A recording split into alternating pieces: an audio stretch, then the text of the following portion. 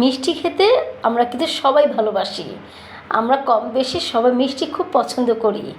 দেখা যায় যে মিষ্টি ঘরে আসলে সেটা কিন্তু লোভ সামলানো যায় না, একদম অনেকগুলো মিষ্টি একসাথে আমরা খেয়ে নিই।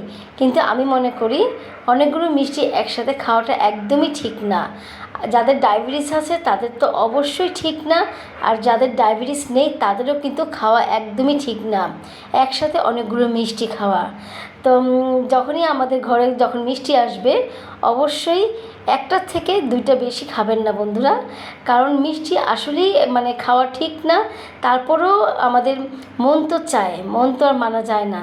তো মিষ্টি যখনই আসুক না কেন আমাদের ডায়াবেটিস রুগীরা যদি থাকে তাদেরকে অল্প হলেও আমাদেরকে দিতে হবে, কারণ তাদেরও তো মন চায়, তাদেরও তো খেতে ইচ্ছা করে। তাদের সামনে আমরা খাই কিভাবে? তো একটার থেকে দুইটা অবশ্যই খাবেন না বন্ধুরা।